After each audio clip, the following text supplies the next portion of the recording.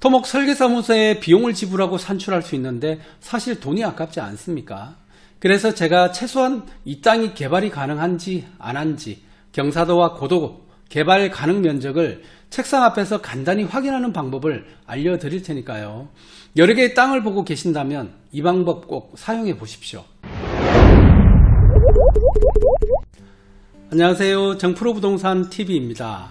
오늘은 토지의 가치를 올리는 기술 중 지난 시간에 토지를 개발하기 위해 가장 기본적으로 확인해야 하는 법규인 개발행위 규제를 찾아보고 적용시키는 방법을 이해하셨다면 그 다음으로 알아야 할 토지개발 중 가장 비중을 많이 차지하는 임야나 산지개발에서 가장 기본적이지만 또 가장 중요한 개발을 할 수 있는 경사도를 비용을 들이지 않고 그것도 컴퓨터 하나만 가지고 손쉽게 확인할 수 있는 방법을 알려드리겠습니다.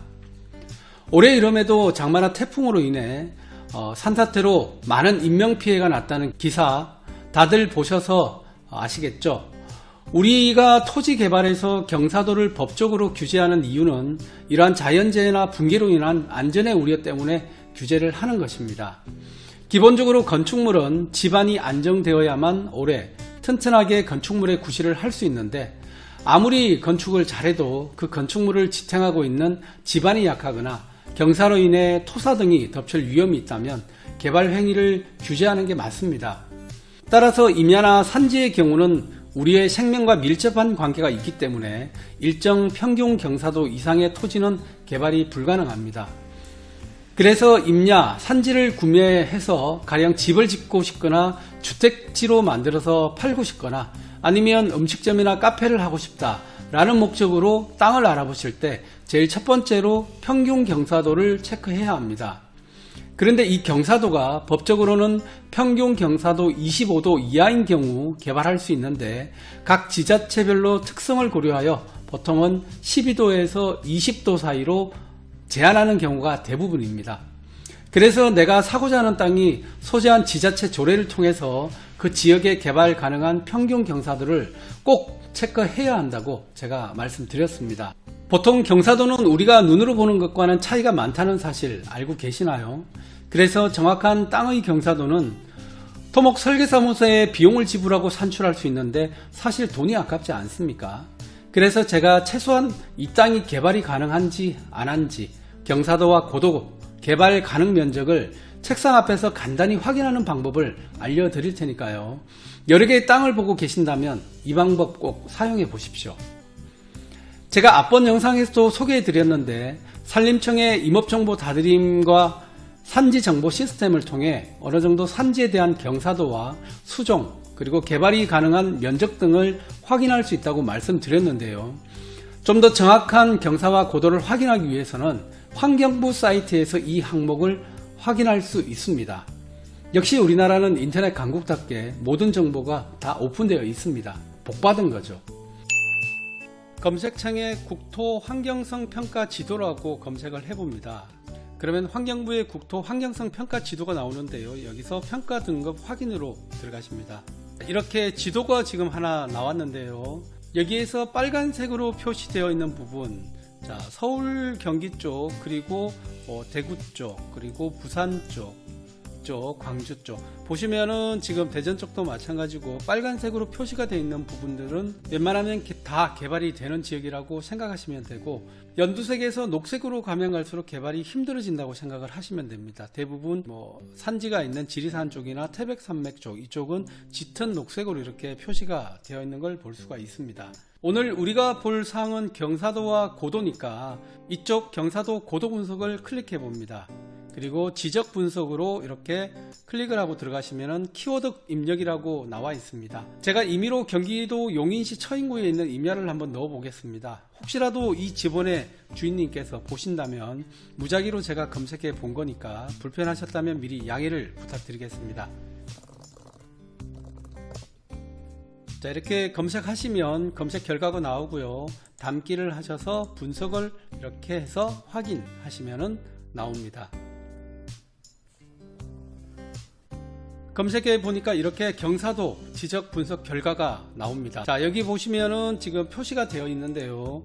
자, 이 필지는 이렇게 지금 생긴 필지고요. 그리고 여기에 보면 빨간색으로 표시가 되어 있는 쪽은 경사도가 30도 이상, 그러니까 상당히 높은 경사를 가지고 있는 지역이 될 것이고, 그리고 그 주변을 둘러싸고 있는 이쪽 색깔들 약간 진한 빨간색 쪽도 마찬가지로 경사도는 25도에서 30도 정도 보시면 될 것 같습니다. 전체적으로 이쪽이 지금 경사도가 좀 높고요, 이쪽 편이 지금 경사도가 좀 높다라고 보시면 될 것 같고, 이쪽이 지금 경사도가 좀 높습니다. 그리고 전체적으로 경사가 낮은 쪽은 지금 이쪽 녹색으로 되어 있는 쪽이 경사도가 좀 약하다고 보시면 될 것 같습니다. 이런 면적들은 경사도가 좀 약하다고 보시면 될 것 같습니다. 전체적으로 이쪽이 지금 경사도가 좀 높고 아래쪽으로 좀 완만한 경사를 가지고 있는 임야라고 보시면 되는데요. 여기 아래쪽으로 지금 보시면은 자세하게 그 경사도에 대한 지적 분석 결과가 이렇게 나와 있습니다. 자, 여기 보시면은 경사도 5도 이하부터 30도 이상까지 이렇게 표시가 되어 있는데요. 현재 우리가 검색해 본 이쪽 번지의 임야 같은 경우에는 가장 많이 차지하는 경사도가 15도에서 20도, 여기에 해당되어 있는 경사도가 약 37% 정도 이렇게 차지를 하고 있습니다. 그렇다면은 과연 여기 경기도 용인시 처인구의 평균 경사도는 어느 정도 되는지를 확인을 해 봐야 될 것 같습니다. 다시 검색창에 들어가셔서 자치복귀 정보 시스템으로 클릭을 해서 들어가 봅니다. 그래서 우리가 알고자 하는 용인시의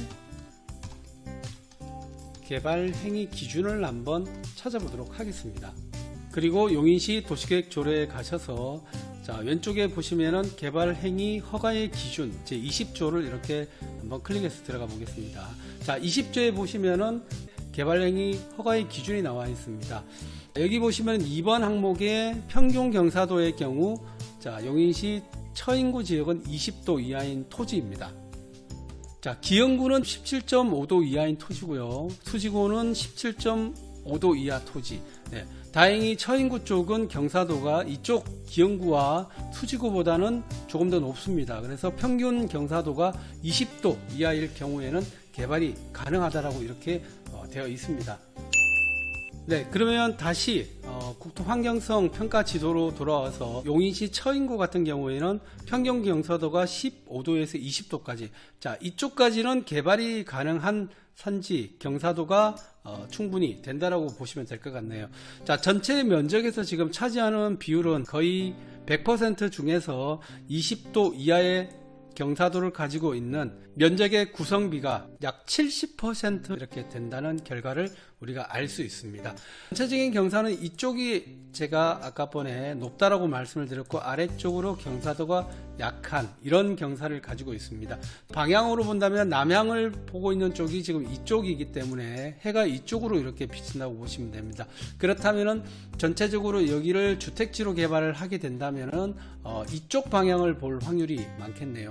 약간은 남쪽과 서쪽이 같이 방향을 볼 수 있는 남서향 방향으로 주택지를 이렇게 개발을 할 수 있는 것으로 지도상으로는 판단이 됩니다. 그렇게 입지적으로는 나쁘지 않고, 경사 또한 오른쪽 동쪽 편이 지금 경사가 높기 때문에 남서향으로 해서는 개발이 충분히 가능한 그런 임야로 판단이 됩니다. 그렇다고 해서 이 판단만 가지고 이 임야를 전체적인 가치 분석을 할 수는 없습니다. 그 다음은 산지 정보 시스템에서 이 임야에 대한 개발이 가능한 면적을 한번 살펴보도록 하겠습니다. 산지 정보 시스템에 접속을 해봅니다. 산지 정보 조회로 바로 들어가기, 내가 알고자 하는 지번을 입력을 해 보도록 하겠습니다.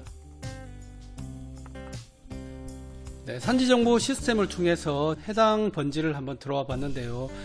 말씀해드린 번지가 지금 이렇게 지금 표시가 되어 있습니다. 자, 이렇게 표시가 되어 있는데, 자, 지도상으로 보니까 주변에 지금 아파트도 보이는 것 같습니다. 그리고 뭐 개발이 이렇게 되어 있는 모습을 볼 수가 있는데요. 여기서 우리가 중요하게 보셔야 될 것은 개발할 수 있는 산지의 면적, 산지관리법상 일반인들이 개발할 수 있는 준보전 산지의 면적이 어느 정도인지 확인을 할 수 있는 게 바로 이 산지정보 시스템입니다. 공익용 산지와 임업용 산지는 일반인들은 개발을 할 수 없고요. 그래서 여기 지도에 보시면 이런 라인을 통해서 구분을 해 놓았습니다. 그래서 이쪽 약간 회색빛, 그레이빛 나는 이쪽 지역은 보시다시피 공익용 산지로 이렇게 되어 있고요. 약간 녹색으로 되어 있는 이쪽 면적이 지금 준보전 산지의 면적이 되겠습니다. 그래서 총 면적에서 차지하는 비중이 공익용 산지가 약 35,347제곱미터고 준보전 산지가 24,013제곱미터입니다. 전체 면적에서 이 준보전 산지, 지금 이쪽 녹색 쪽 해당되어 있는 이쪽 면적이 약 40%로 되는 걸로 보입니다. 그렇다면 이쪽 공익용 산지 부분은 개발이 불가능한 산지라고 보시면 될 것 같습니다. 자, 이 산지 정보 시스템에서 이 개발할 수 있는 임야의 면적 보시는 거 아주 제가 중요하다고 이전 영상에서 한번 말씀을 드린 적이 있는데요. 상당히 이 내용 자체, 개발할 수 있는 면적 자체가 산지에서는 상당히 중요한 부분을 차지한다는 거 꼭 명심하시고요. 그렇다면 지금 보시는 이 모양 형태의 개발이 가능한 쪽은 이쪽 임야라고 보시면 될 것 같습니다. 자, 이렇게 지금 보신 후에 다시 국토 환경성 평가 지도로 한번 들어가 보도록 하겠습니다. 다시 국토 환경성 평가 지도로 들어와 보시면요, 조금 전에 보셨던 지도에서 자, 개발이 가능한 구역이 이렇게 지금 되어 있었습니다. 자, 이렇게가 준보전 산지의 면적이었고, 이쪽은 공익용 산지이기 때문에 개발이 불가능한 그런 임야의 면적이 되겠습니다. 그렇다면 이 전체 임야의 면적에서 지금 이만큼만 개발을 하실 수가 있는데, 여기서도 지금 경사도가 이쪽은 30도가 넘는 그런 경사도를 가지고 있다라고 좀 전에 설명을 해드렸습니다. 그렇다면 이 적어도 이 빨간색과 주변에 약간 짙게 표시되어 있는 이 빨간색 부분, 자, 이쪽 부분은 면적상으로 평균 경사가 20도를 초과하는, 자, 이쪽에 지금 해당이 아마 될 겁니다. 이쪽 면적이 전체 지역에서 이쪽과 이쪽을 다 합해서 면적으로 봤을 때 약 30% 정도 이렇게 차지를 하는데요. 저희가 좀 전에 봤다시피, 자, 이런 모양에서 이 중에서 이 부분은 또 개발을 할 수 없는 평균 경사도에 걸리기 때문에 준보전 산지라 하더라도 이쪽 부분을 또 제외를 시켜야 됩니다. 그렇게 본다면 전체 면적에서 이 임야를 개발할 수 있는 면적은 결국 이 정도가 된다라고 생각을 하시면 될 것 같습니다. 자, 녹색 쪽이 가장 경사도가 약한 그런 부분입니다. 자, 이렇게 해서 만약에 이 토지가 내가 관심이 있는 매물이었다 라고 했을 때 전체 중에서 산지관리법상 준보전 산지로 개발할 수 있는 면적 먼저 보시고, 그 다음 경사도로 인해서 평균 경사도로 내가 개발할 수 있는 면적을 또 보시고 하다 보니까 결국은 이만큼만 개발을 할 수 있는 임야라고는 결론이 나옵니다. 물론 여기서 하나 더 보실 수 있는 부분이 있습니다. 바로 고도 분석인데요. 자, 다시 경사도 고도 분석에서, 자, 이쪽에 보시면 고도 분석이라고 되어 있는데 이쪽으로 한번 들어가 보도록 하겠습니다. 자, 이쪽에서 지적 분석으로 들어가시고, 그리고 똑같이 키워드에 해당 번지를 입력을 하시면 됩니다. 이곳의 고도를 한번 보겠습니다. 이곳의 해발 고도는 거의 100m에서 200m 정도 되는 산지가 되겠습니다. 여기 보시면 전체 합계 면적에서 거의 99.99%가 바로 100m에서 200m 정도 고도를 가지고 있는, 그렇게 높지 않은 곳에 위치하고 있다고 우리가 지도상 알 수가 있겠습니다. 마지막으로 로드뷰를 통해서 이곳의 현장 사진을 한번 봐보도록 하겠습니다. 이쪽 임야 전체를 지금 이렇게 본다면 오른쪽이 지금 경사도가 상당히 높고 지금 왼쪽 편은 이렇게 낮다는 모습을 바로 눈으로 확인을 할 수가 있습니다. 자, 이렇게 해서 직접 가보지 않고 책상에서 지도와 현장 사진 로드뷰를 통해서 대략적인 분석을 한번 다 해봤습니다. 로드뷰를 보면 도로도 있고 주변에 아파트도 있어서 전원주택지로는 좋아 보입니다. 다만 임야의 전체 면적과 개발 가능한 면적, 경사, 고도를 보고 전체적으로 임야의 가치를 판단하면 될 것 같습니다. 어떠신가요? 이렇게 공개된 지도 정보로 땅의 개발 가치를 평가할 수 있다는 것. 물론 이렇게 가치 분석 후에 마음이 드신다면 직접 현장을 보는 것은 필수사항입니다. 아무리 좋은 땅도 현장 답사를 해보면 예상치 못한 변수들이 있기 마련이니까요. 기본적으로 낮에, 그리고 밤에, 또 비 올 때, 이렇게 다양한 조건에서 최대한 땅을 직접 현장에서 많이 보셔야 한다는 것 꼭 잊지 마시길 바랍니다.